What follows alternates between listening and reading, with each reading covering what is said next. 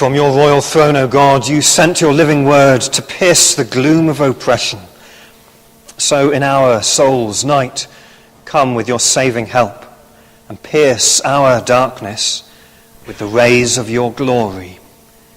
In Jesus Christ our Lord. Amen. Please sit down.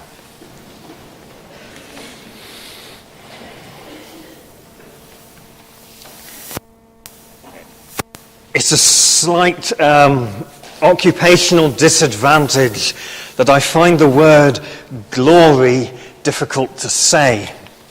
Not on any ideological basis, simply I can't get my tongue round it. There is a reading where the word glory comes up about 4 or 5 times in quick succession, and my heart always sinks slightly when it's the one that I've got to read. You'll notice how many times it comes up in today's service now that I've mentioned it. The first reading and the gospel each resound with glory. It's all there wrapped in them. That first reading equally calls for very careful listening and enunciation between Elijah and Elisha. They couldn't have had different names, could they? They had to be similar. But if you listen, the whole story unfolds with that slightly peculiar cat and mouse game between the two of them. Occasional appearing of prophets as they pop up seem to do a little bit of a look to left and right and then almost go, psst, you know he's going to be taken away, don't you? And the patience of Elisha as he says, yes, I know, shut up.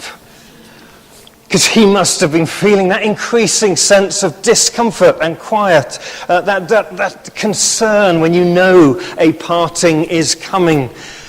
You don't want it to happen, but you don't want to miss it. You don't want to miss that farewell. You don't want to miss that moment. You want to cherish every bit that you have, knowing that something is about to take place. Then his shouting, his repeated shouting, I see, is what he could have said, but instead he speaks of the vision of the horsemen, the chariots, the vision of heaven, the vision of God. And had he not been so specific, we wouldn't have known. We wouldn't have been able to share. We wouldn't have known what to look for if he'd simply said, I see. It's good stuff. If a bit otherworldly. It's a challenge to put ourselves into it and embrace it. Leap on to the gospel that we've just heard. Somehow for me, I find that one more mysterious. Up onto the mountain, places of clouds and swift changing weather. Losing your way, and then that sudden revelation of a glorious view as mists and clouds lift. I think there's the sense here of the disciples being more cowed, both by fear and by absolute wonder at what's taking place before them. Was it that Peter wanted to freeze frame that moment? As one commentator suggests, as we might these days take a photograph of it. As struck me this morning, maybe it should be rewritten with Peter suddenly saying, Lord, let me take a selfie, one for you, one for Moses and one for Elijah. And then thinking, what am I saying? It's that same moment of, I don't know what to do, but I need to do something. I don't think he was trying to freeze frame it. I don't think he was trying to put it in a box and make it neat and packaged away. I think he was trying to be hospitable. He was trying to be welcoming. He was trying to offer something, anything, everything that he could, because he wanted to be a part of that moment and to recognize it. Then the voice, then the glory, then the guidance. Wait until I'm raised. Glory upon glory. Then speak of it. Speak of what you see. The comedian Eddie Izzard, many, many years ago, I suspect now, did a tour, and from that, I think probably a video. That's how I know it was a long time ago. I didn't go on the tour, I did once own the video. And the whole tour was entitled Glorious. It was emblazoned in huge letters across the back of a vast stage onto which he entered, in a sense, all alone. The music played, the lights blazed, and there he was. And part of his set was reimagining and delighting in the story of creation, as if he were in the imaginative mind of God, playing with it, delighting in it. Light, darkness, animals, birds, the sea, the land, the plants. And then he went off, as he is wont to do, on wonderful flights of fancy about all the things that are around us. The creation of seats and pews and windows and microphones and light fittings. And for some reason he became beautifully fixated on jam. I don't know why. I don't suppose he did either. But nevertheless, it's a beautiful thing in our creation. And he just delighted in this wonder of creation that is around us. I suspect that that tour took place when he would have described himself as agnostic. I think now he would, perhaps reluctantly, describe himself as an agnostic atheist. For as he says, he just can't see it. He believes in people, he believes in the human race, but he cannot believe in God. It's all good-natured, it's all inquisitive, it's all positive, there's not condemnatory. He just can't see it. He doesn't get this. Sitting in the coldest building you can find, as he puts it, mumbling good things about God. Well, as recent experience shows, we don't choose for it to be cold. And when it is, we try and resolve it. If we're mumbling, maybe it's because at that moment, it's not really for him or anyone else to hear. It's for us and for God. It's just that, being human beings, it's easier to say it out loud than just in our heart and our head. And if it's good things about God, well, that's because that's what we see.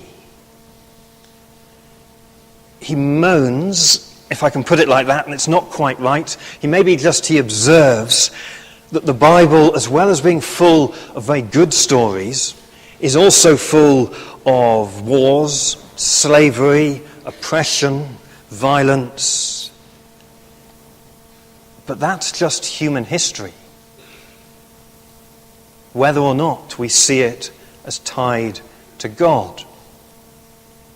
It has many bad people and times within it, but it also has many that are simply glorious. The prayer which I made a few moments ago is tied in our daily prayer book to Psalm 18, which came up at evening prayer a couple of days ago. Part of Psalm 18 says this: "With the faithful, you show yourself faithful. With the true, you show yourself true. With the pure, you show yourself pure. But with the crooked, you show yourself perverse."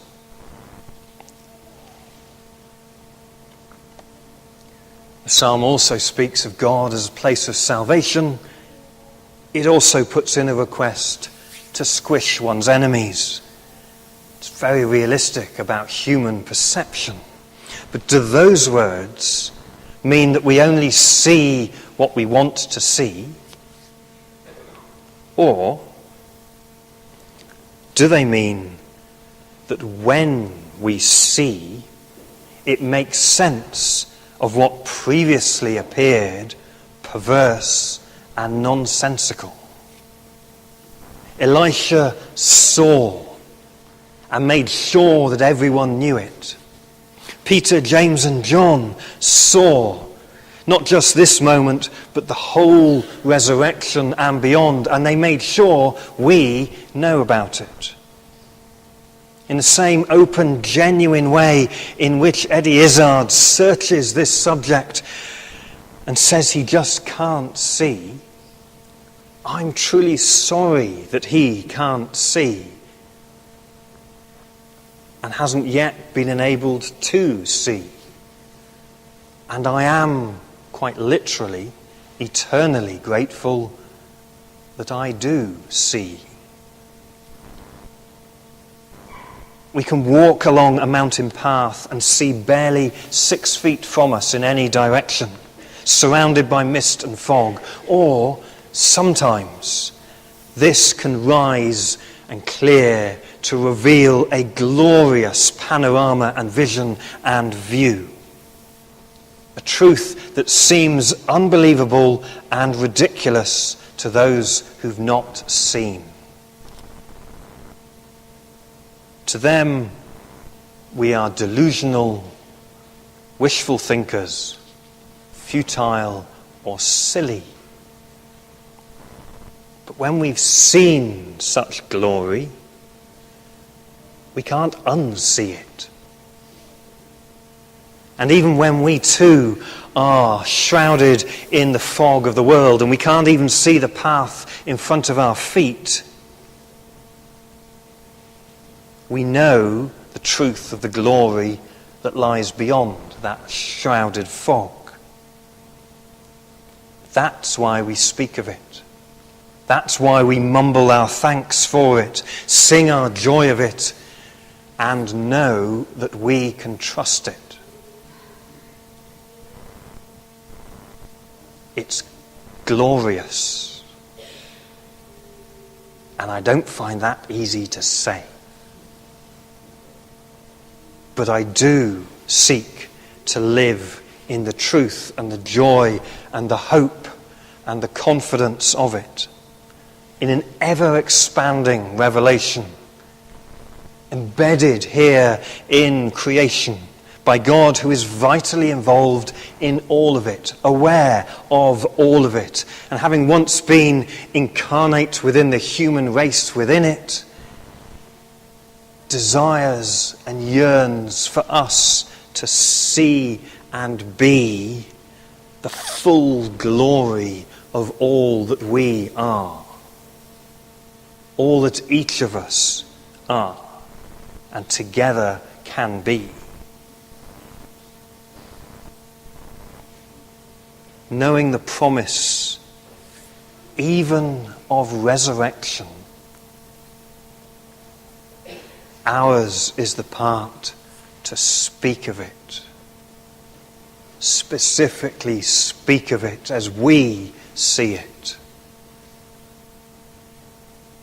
You may be thought delusional, silly, a wishful thinker, a mumbler.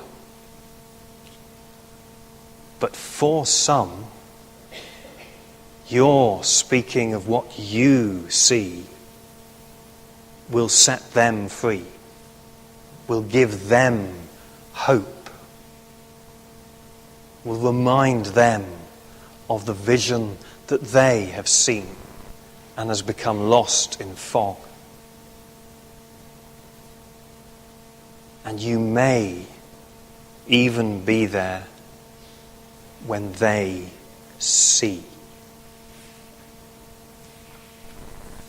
Glory upon glory.